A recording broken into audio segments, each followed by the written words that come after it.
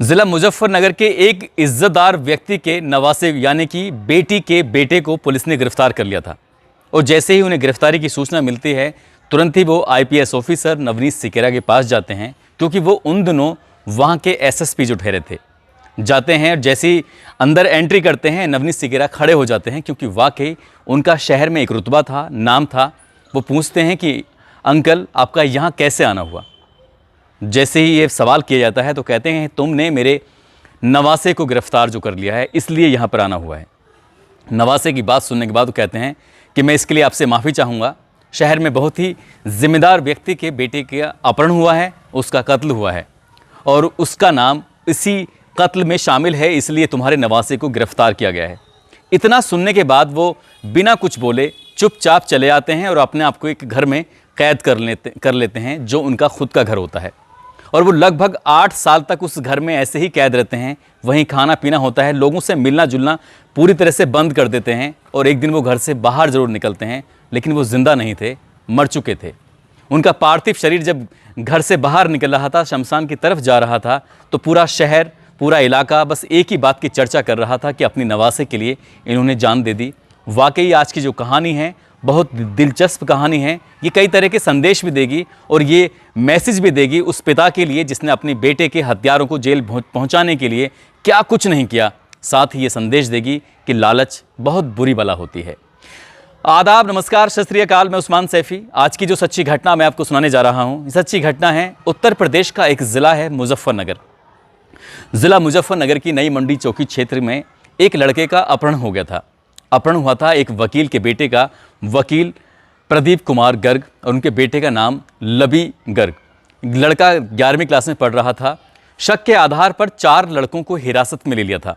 Police ने तमाम कोशिशों के बाद भी उनसे सच नहीं उगलवा पा रहे थे कि आखिरकार उन्होंने मर्डर किया है या नहीं किया है तो क्यों किया है। पुलिस ने हर तरह से कोशिश की, मारा पीटा, टॉर्चर किया, जो भी पुलिस के तरीके होते हैं हर तरीके से बात कर ली थी। तब नई मंडी चौकी इंचार्ज परेशान होकर खिसिया कर सीधा IPS officer Navneet Sequeira SSP साहब को फ़ोन करता है। कहता है साहब मैं बिल्कुल हार चुका हूँ, मैंने कोई सा ऐसा तरीका है पुलिसिया जो इनसे नहीं अपनाया हो, जो इनसे नहीं पूछा हो, लेकिन ये बॉडी कहाँ है बताने को तैयार नहीं है। तभी एसएसपी साहब अपना सर पकड़ के बैठ जाते हैं। उनके बराबर में खड़ा हुआ एक सिपाही कहता है कि साहब छोटा मुँह बड़ी बात, मैं एक आपको सलाह देता हूँ, मशवरा देता हूँ, आप इस मशवरे पर चलिए, सलाह पर चलिए। हो सकता है कि यहाँ से कुछ रास्ता निकल आए, क्योंकि रास्ता सुझाना बेहद ज़रूरी था। वकील साहब क्योंकि माने हुए वकील हैं, पूरा ज़िला उनके लिए सड़कों पर उतरने को तैयार था। बहुत ज़्यादा हंगामा हो चुका था, पुलिस पर लगातार दबाव बन रहा था।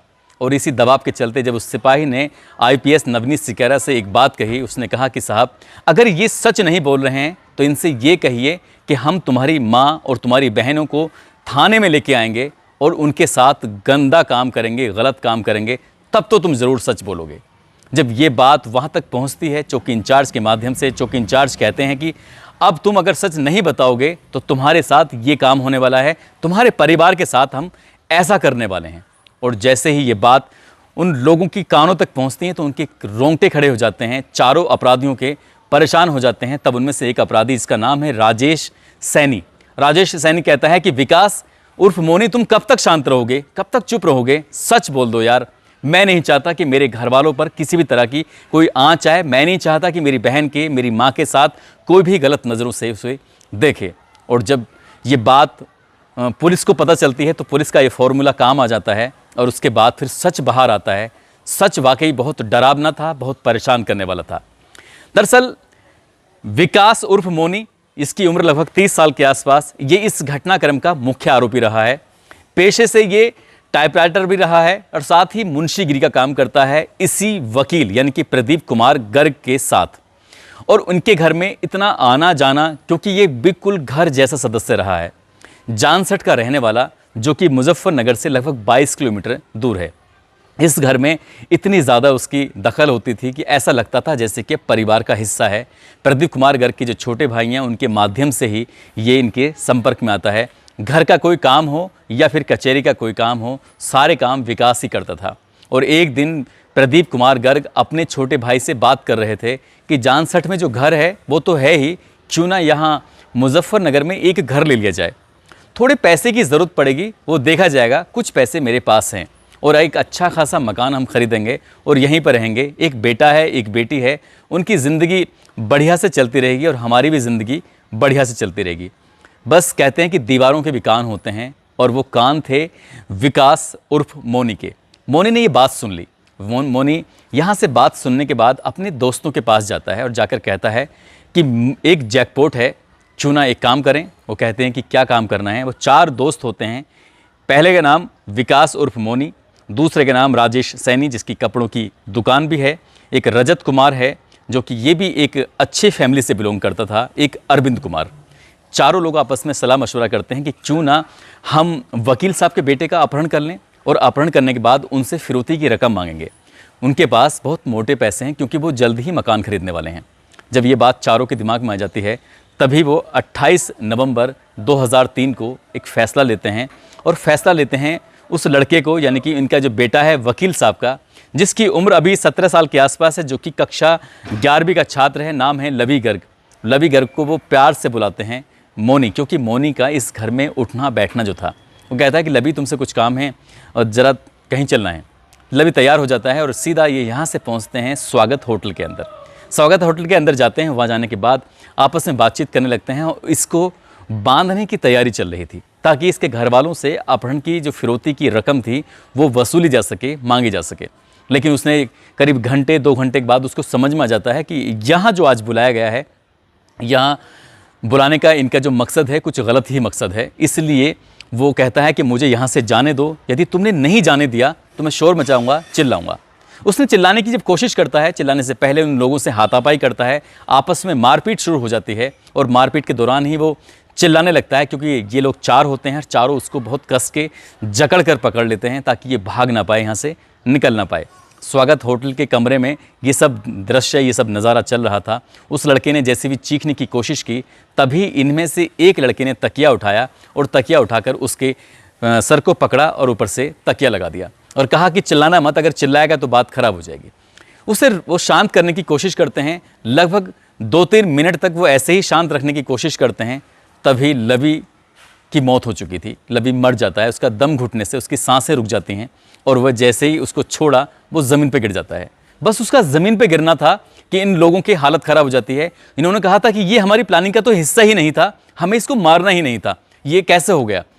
अब वो समझ नहीं पा रहे हैं कि आखिरकार करें तो क्या करें, इसकी लाश को कैसे ठिकाने लगाएं, यहाँ से कैसे बाहर लेके जाएं। बात 2003 की थी। उन दोनों होटलों में कहीं भी सीसीटीवी कैमरे बहुत रेयर ऑफ द रेयर होते थे।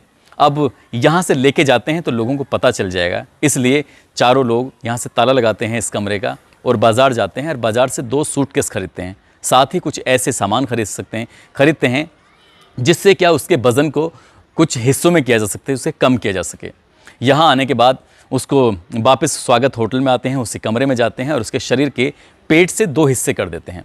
दोनों हिस्से जब करते हैं तो पूरा शरीर खून से लथपथ हो जाता है, खून की फव्वारे चलने लगते हैं। तो इसलिए उस लाश को बाथरूम के अंदर रखा जाता है और कई घंटे होने का इंतज़ार किया जाता है ताकि जो लाश का एक एक बूंद खून है वो बाहर निकल सके। जब उसमें से खून निकलना बिल्कुल पूरी तरह से बंद हो जाता है, जम जाता है, तब क्योंकि रात हो चुकी है, अब अगले ही दिन का इंतज़ार कर रहे थे, लाश को बाकायदा पिन्नी में बहुत सारी चीज़ों में उनको पैक करते हैं और दोनों सूटकेस के अंदर पैक करने के बाद रख लेते हैं।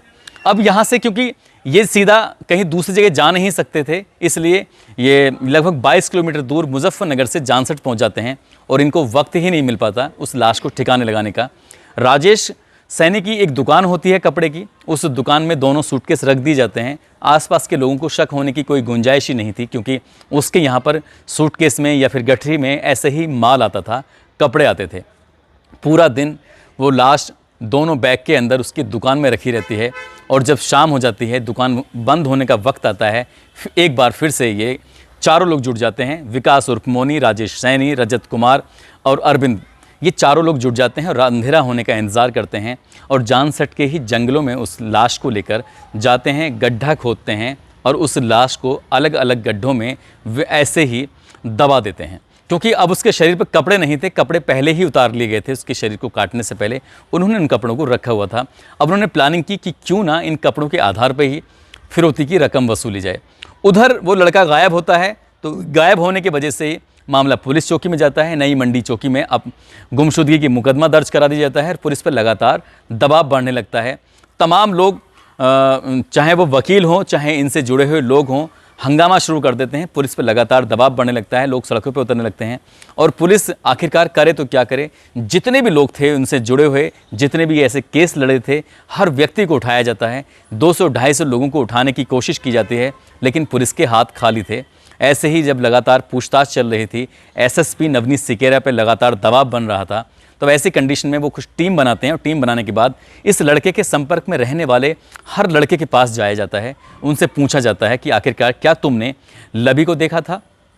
तभी उसका दोस्त कहता है कि जैसे दिन ये गायब हुआ है उसी दिन मैंने उसको मोनी के साथ देखा था, क्योंकि जैसे ही वो निकल रहा था उसे पूछता है कि लबी तुम कहाँ जा रहे हो, क्या बात है, मैं तुम्हारे साथ चलूँगा। उसने कहता कि नहीं, तुम्हें साथ जाने की ज़रूरत नहीं है, मुझे मोनी भैया के साथ बहुत ज़रूरी काम है, इसलिए मोनी भैया के साथ में जा रहा हूँ। यानी कि मुंशी, जो उस वकील का मुंशी था, उसके साथ जाना था। ऐन वक्त पे, आखिरी वक्त में अगर उसने ना देखा होता तो शायद ये केस कभी खुलता ही नहीं और पुलिस इधर उधर अन्य ही लोगों को उठाती रहती और ऐसे ही करती रहती। आखिरकार पुलिस ने पहले मोनी यानी कि विकास को हिरासत में लिया, उसके बाद पूछताछ के बाद चारों लोगों को हिरासत में लिया और हिरासत में लेने के बाद फिर ये बताते हैं कि हमने लाश को कहाँ छुपाया है। पुलिस वाले जाते हैं, लाश को वहाँ गड्ढे खोदने शुरू कर देते हैं और कई घंटे बीत जाते हैं, लेकिन लाश फिर भी नहीं मिलती है। उसके बाद फिर इन चारों को पुलिस अपनी गाड़ी में रखती है, जीप के अंदर रखती है और उस घटना स्थल पर लेके जाती है कि कहाँ तुमने लाश को दबाया था। आखिरकार वो चारों लोग उसी जगह पर उन अलग अलग गड्ढों पर लेके जाते हैं जहाँ पर वो बैग में यानी कि सूटकेस में बंद थी लाशें। वो गड्ढे खोदे जाते हैं और उसके अंदर से लाश निकल आती हैं और पुलिस इस घटनाक्रम का खुलासा करती है। तो पूरा शहर हैरान था, लेकिन एक ऐसा व्यक्ति था इन चारों लड़कों में से जिनके नाना जी, जो शहर के बड़े ही जिम्मेदार व्यक्ति रहे हैं, उस जिम्मेदार व्यक्ति ने जब एसएसपी से आके पूछा कि तुमने मेरे नवासे को क्यों गिरफ्तार किया है, तो वो कहते हैं कि तुम्हारे नवासे का नाम मर्डर में आता है। इधर तो नाम मर्डर में आता है और वो व्यक्ति अपने आप को कमरे में कैद कर लेता है और हमेशा हमेशा के लिए कैद होकर रह जाता है। जब निकलता है तो उसकी डेड बॉडी यानी कि पार्थिव शरीर शमशान के लिए निकलता है। ये मामला फिर जाता है, इसमें चार्जशीट लगती है, कोर्ट में जाता है। कोर्ट में जाने के बाद ये लोग, क्योंकि ये दबंग प्रवृत्ति के भी थे, रसूखदार व्यक्ति भी थे, इस वकील को धमकाने की तमाम कोशिश की जाती हैं, लालच भी दिया जाता है, लेकिन ये वकील इसने और केस पर ध्यान देना बंद कर दिया और अपने बेटे को इंसाफ दिलाने के लिए मैदान में कूद पड़ता है। और इसके बाद फिर लगातार कोर्ट कचहरी के चक्कर लगाने होते थे, तारीख पे तारीख पड़ रही थी और सन 2007 आता है और निचली अदालत से जब निचली अदालत ने इस मामले की सुनवाई की, बताया जाता है कि एक दो बार एसएसपी यानी कि नवनीत सिकेरा का ट्रांसफ़र होने के बाद भी उनको अदालत में पेश होना पड़ा था, उसी चौकी इंचार्ज को भी पेश होना पड़ा था और उनसे बातचीत की गई थी। निचली अदालत ने सन 2007 में एक फ़ैसला सुनाया, कहा कि इन लोगों को समाज में रहने का कोई हक नहीं है, इसलिए इन्हें ये दफ़ा 302 के तहत फांसी की सज़ा सुनाई जाती है। और जैसे ही फांसी की सज़ा सुनाने की बात आती है, पूरे ज़िले में हड़कंप मच जाता है कि किसी केस में शायद ये बहुत दिनों के बाद ऐसा मामला सुनने को आया था। लेकिन ये लोग जो अपराधी हैं वो कहाँ शांत बैठने वाले थे, वो हाई कोर्ट में अपील करते हैं और जैसे ही हाई कोर्ट में अपील की जाती है तो हाई कोर्ट में से एक फ़ैसला आता है कि इनकी फांसी की सज़ा को उम्र कैद में तब्दील कर दिया जाता है। लेकिन प्रदीप कुमार गर्ग ने हिम्मत नहीं हारी, उन्होंने कहा कि इन्हें बड़ी से बड़ी सज़ा दिला के ही रहेंगे। इसके लिए वो सीधा सुप्रीम कोर्ट की ओर रुख करते हैं और सन 2014 में इसी सज़ा को यानी कि उम्र कैद को बरकरार रखा जाता है और बरकरार रखने के बाद ये सज़ा जो रहती है, लेकिन वो काफ़ी बुज़ुर्ग हो चुके हैं, उनकी एक बेटी भी है, बेटी की शादी हो चुकी है, बेटा इस दुनिया में है नहीं। वो अपनी बात को कहते कहते रोने लगते हैं, परेशान हो जाते हैं। हमारा मकसद भी उन्हें परेशान करना नहीं था। वो कहते हैं कि मैं इस ज़ख्म को फिर से ताज़ा नहीं करना चाहता, इसे हरा नहीं करना चाहता। लेकिन आईपीएस ऑफिसर नवनीत सिकेरा जी से जब मेरी बात चल रही थी, उन्होंने कहा था कि इस कहानी को मैं खुद से सुनाऊंगा, लेकिन मैंने उनसे कहा सर ये आपके पास कहानियों का भंडार है, किसी दिन आपसे खुद से ही कहानी सुनाई जाएगी, सुनी जाएगी। दोस्तों, इस घटनाक्रम को सुनाने का उद्देश्य किसी को परेशान करना नहीं है और किसी का दिल दुखाना नहीं है, बल्कि आपको जागरूक करना है, आपको सचेत करना है। उस व्यक्ति का भी धन्यवाद दूंगा जो जैदी साहब हैं, जिन्होंने ये कहानी मुझे बताई और मैंने इन लोगों को कूड़ेदान जिनसे क्या ये कहानी निकल के सामने आई है। जाते जाते कुछ लोगों का जन्मदिन है, जिसमें कल जन्मदिन मैं नाम लेना भूल गया था। आदित्य कनौजिया जी हैं गाज़ीपुर से, बबलू राठी हैं, उनकी पत्नी परिमला देवी, आज इनका जन्मदिन है। नहीं, कल 4 अगस्त को इनका जन्मदिन था। आज योगेश खारी हैं जो गौतम बुद्ध नगर नोएडा के रहने वाले हैं, इनका जन्मदिन है। मोहम्मद हसन रामपुर से हैं, इनका जन्मदिन है। गौरी शंकर मध्य प्रदेश से हैं जो टीकमगढ़ में रहते हैं, उनका जन्मदिन है। चुन्नू कुमार यादव हैं और डॉक्टर रेणु सोम पत्नी कपिल सोम, इनका भी जन्मदिन है। खुशबू कानपुर से हैं।